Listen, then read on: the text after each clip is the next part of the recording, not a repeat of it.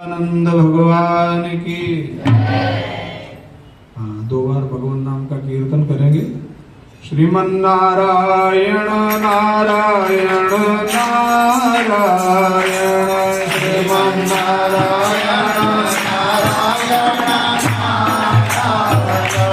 श्रीमन नारायण नारायण नारायण, श्रीमन नारायण नारायण नारायण, श्रीमन नारायण नारायण नारायण, श्रीमन नारायण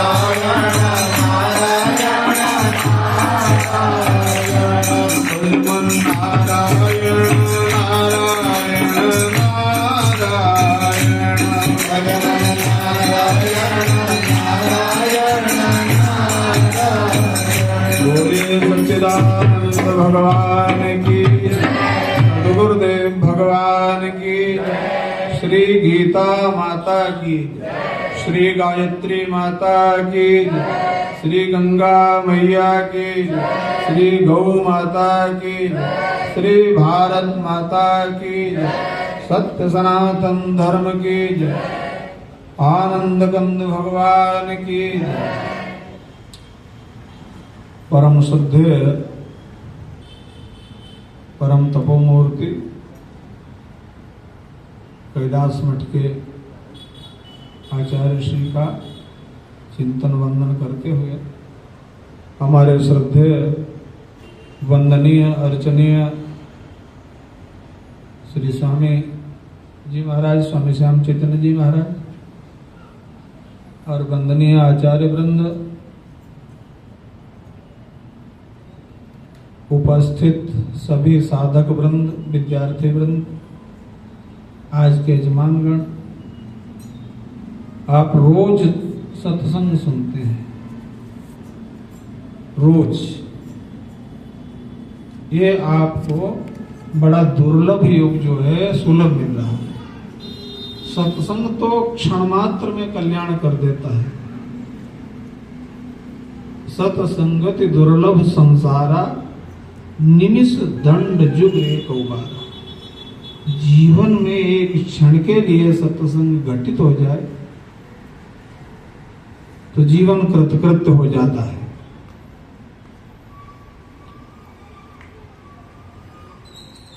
परमात्मा का नाम सत है, उनके नाम जपने वाले महात्मा भी सत हैं, और भगवान का लीला विग्रह भी सत है। भगवान लोकवत्तु लीला कैवल्यम, कैवल्य पुरुष यहां लीला के लिए आता है। हमको परसों आरडी सिंह जी ने फोन किया, किसी ने बोला जैसे हमारा जन्म होता है ऐसे ही भगवान का जन्म मानते हैं ना। उनका भगवान का अध्ययन करो। कौन कह रहा, कोई तर्क कर रहा होगा। हम जब भगवान के दिव्य स्वरूप का मूल्यांकन करते हैं तब अपनी मानवीय बुद्धि से करते हैं। हमारी बुद्धि बहुत सीमित है। हमारी बुद्धि कितनी सीमित है, हम कितने पराधीन हैं प्रकृति। भगवान के जन्म कर्म में दिव्यम, भगवान ने गीता में कहा मेरे जन्म कर्म दिव्य हैं अर्जुन, इसलिए मैं बहुत से जन्मों की जानता हूं। बहूनि में व्यतीतानि जन्मानि तव चार्जुन, तान्यहम वेद सर्वाणि न त्वं वेत्थ परम तप। मैं सब जानता हूं, मैं सर्वज्ञ हूं, मैं माया का अधीश्वर हूं और तू माया के अधीन है। जीव का यही भाव हो के निर्णय करे तो ठीक रहता है। मुझ में प्रभु में बस भेद यही, मैं नर हूं तुम नारायण हो। मुझ में प्रभु में बस भेद यही, मैं नर हूं तुम नारायण हो। मैं हूं संसार के हाथों में, संसार तुम्हारे हाथों में। हमारे बस में तो ये भी नहीं, हमारा जो बाल झड़ने लगता है एक बाल को भी हम रोक लें कि वो न झड़े, दुनिया भर के तेल और दवाई और व्यवस्थाएं करते हैं, लेकिन प्रकृति में जो घटित हो रहा है उसको हम एक क्षण भी उसके परिवर्तन को नहीं रोक सकते। और मूल्यांकन भगवान का करते हैं। तो हमने कहा भगवान का जन्म कर्म दिव्य है, हमारा जन्म कर्म विक्रिया से होता है, माता पिता के स्नेह से। तो भगवान जन्म कर्म दिव्य है। चतुर्भुजम शंख गदा युधायुधम, भगवान माता देवकी के सामने प्रकट हुए विग्रह रूप से, और उन्होंने कहा कि मैं आपके गर्भस्थ शिशु के रूप में आना चाहता हूँ।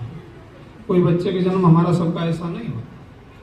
इंद्रो माया भी पुरोरूपयते, वेद भी कहता है वो इंद्र माने परमात्मा माया को आवरण करके पुरुष रूप अवतार रूप धारण करता है। करता कब है? जब आप उसकी भक्ति करते हैं। यही बता रहे थे कई दिन, मनाव सज्जना भक्ति पंथा जाए। आप भक्ति करते हैं, आप प्रेम से पुकारते हैं। देखिए कॉन्फ्रेंस हो रही थी सब देवताओं की, पृथ्वी पर पाप बहुत बढ़ गया। और ऐसे ही जब पाप पहले बढ़ा होगा तो सारे मनुष्य देवता भगवान ब्रह्मा जी के पास गए और उनसे निवेदन किया, पृथ्वी को आगे किया। बोलने के लिए सभा में एक आदमी को नेतृत्व दिया जाता, सब लोग नहीं बोलते। तो पृथ्वी पर भार था, पृथ्वी पर सब लोग थे। पृथ्वी धेनु रूप धरि हृदय विचारी, गई तहां जहां सुर मुनि झारी। सब देवता और सब लोग वहां थे ब्रह्मा जी के दरबार, और अपना संताप रोकर सुनाया। क्या संताप? निज संताप सुनाए रोई, काहू से कछु काजन होई। संताप क्या है पृथ्वी को? गिरि सरि सिंधु भार मोहि नाही। ये पर्वत, ये नदियां, ये पहाड़ कुछ भार नहीं है, लेकिन एक दूसरे से अकारण द्रोह करने वाला एक व्यक्ति भी सैकड़ों पहाड़ों से भी मेरे लिए भारी है। और वो लोग बहुत ज्यादा अकारण द्रोही, बैर अकारण ही सब ही सो। किसी का कारण से बैर होता तो वो तो बात मान्य है, लेकिन कुछ भी कारण नहीं हो फिर भी ईर्षा हो रही, फिर भी दिल जला जा रहा अंदर से। ऐसे ऐसे लोगों की बहुतायत हो गई। तो ये मनुष्य नहीं है, भगवान ने मानव जीवन दिया है। किसके लिए? बड़े भाग्य मानुष तन पावा, मत्वा कर्माणि सीदंती मनुष्य। जो विचार करके कर्म करे वो मनुष्य है, और निर्विचार कर्म करे तो वो दो पैर के साथ में भी चार पैर में ही है। जैसे आप ऐसे समझ लें, उल्लू जो पक्षी होता है, उल्लू को दिन में नहीं दिखता है, और कौवा को रात्रि में नहीं दिखता, लेकिन वो मनुष्य, वो कौवा और उल्लू से भी गिरा हुआ है। दिवा पश्यति नो लोकः काकः नक्तम न पश्यति, यथा कामांधो पुरुषा दिवा नक्तम न पश्यति। वो मनुष्य शरीर पाकर अपने हित और अहित को न दिन में देखता है न रात में देखता, केवल पेट कैसे भरेगा इतना ही सोचता है। तो ये मानव जीवन की सार्थकता नहीं है। मानव जीवन की सार्थकता है उसके मूल्य को समझने में। मानव जीवन, बड़े भाग्य से मानव जीवन मिला है। सभी संत गुरुजन जो कछु कह रहे हैं, ये चर्चा भुलाने के काबिल नहीं है। सभी संत गुरुजन जो कछु कह रहे हैं, ये चर्चा भुलाने के काबिल नहीं है। बड़े भाग्य से मानव जीवन मिला है, निरर्थक बिताने के काबिल नहीं।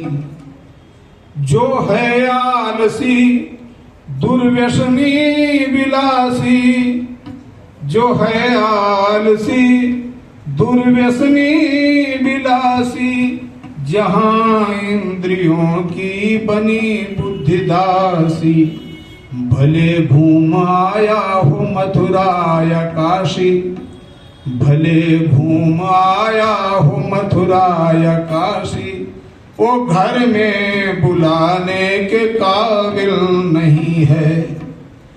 बड़े भाग्य से मानव जीवन मिला है, निरर्थक बिताने के काबिल नहीं है। बड़े भाग्य मानुष तनु पावा, सुर दुर्लभ, देवताओं के लिए दुर्लभ है, सुर दुर्लभ सदग्रंथन गावा। क्यों दुर्लभ है? ये साधन धाम मोक्ष कर द्वारा, पाई न जेहि परलोक समारा। ये परमार्थ के लिए जीवन मिला है और हम इस जीवन के अलावा दूसरे किसी शरीर में परमार्थ नहीं सिद्ध कर सकते। इसलिए इस अवसर को सो परत्र दुख पावे, सिर धुनि धुनि पछताहि, काल ही कर्म ही ईश्वर ही मिथ्या दोष लगाए। समय का जो सदुपयोग नहीं करता है, मानव जीवन की महत्ता को जो नहीं समझता है, वो मनुष्य होते हुए भी मानवेतर ही है। इसलिए इसके महत्व को समझो, और इसका महत्व इसी में है। रोटी और संसार का चिंतन कुछ क्षण के लिए करो, ये भी साधन है। साधन को पुष्ट करना, गाड़ी में तेल नहीं होगा तो गाड़ी चलेगी नहीं, लेकिन गाड़ी पहुंचते ही रहे, खड़े खड़े पहुंचते ही रहे, गंतव्य की यात्रा न करें तो कुछ नहीं।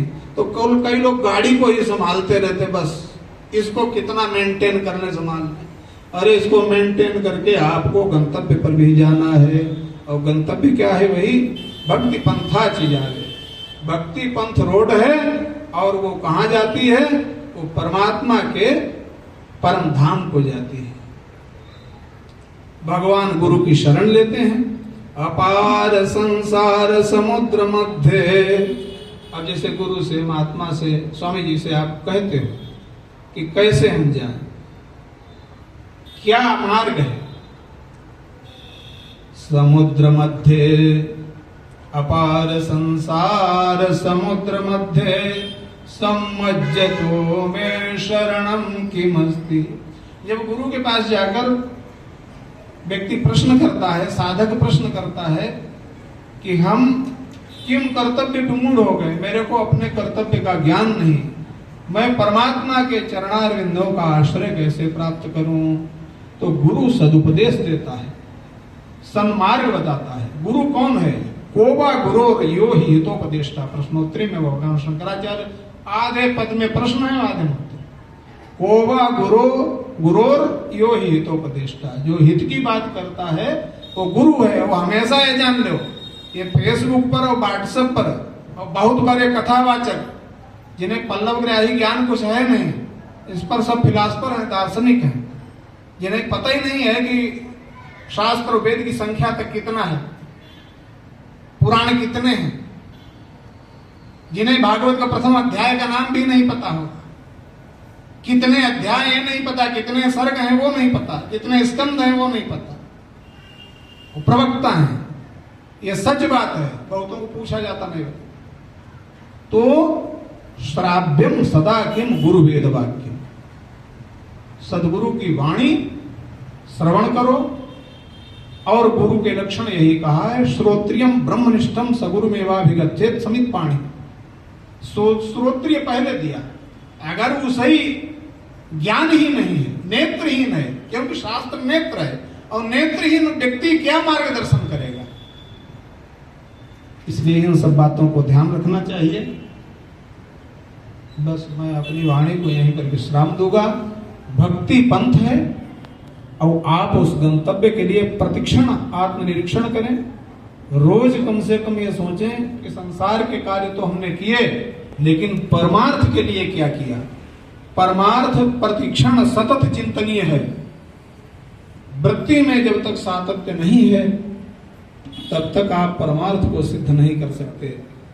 वो व्यक्ति कहीं भी जाए, कहीं आए, लेकिन अगर अंतःकरण में भगवान की भक्ति का, भगवान का प्रेम का उदय हुआ नहीं है, वासनाओं में, विलासी चित्त में जीवन है तो वो बेकार है। वो कौवा और उल्लू से आप बताया आपको, कौवा कम से कम रात में नहीं देख पाता, दिन में देखता है, दिन में तो अपना कार्य कर लेता है।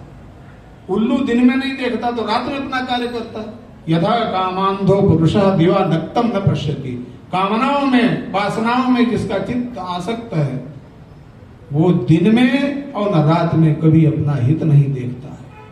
और ऐसे ही समय निकट आ जाता है जब आसन्न मृत्यु होता है तो किम कर्तव्य विमूढ़ हो जाता है और उसका यही संशय प्राण कर। इसलिए अपने जीवन को सुधारना है। हमें ऐसा बढ़िया अवसर मिला, भगवान शिव की उपासना कर रहे हैं हम सब लोग, और ये सब दुर्लभ योग सुलभ प्राप्त हो रहा है। उस सुलभ साधन का हम बहुत बड़ा लाभ प्राप्त कर सकते हैं। इसलिए जितना अधिक से अधिक हो भगवान नाम जप करें, ओम नमः शिवाय का जप करें, भगवान के चरणारविंदों का आश्रय लें और प्रतिक्षण अपना आत्मनिरीक्षण करें कि हम साधक वृत्ति से जी रहे हैं कि नहीं।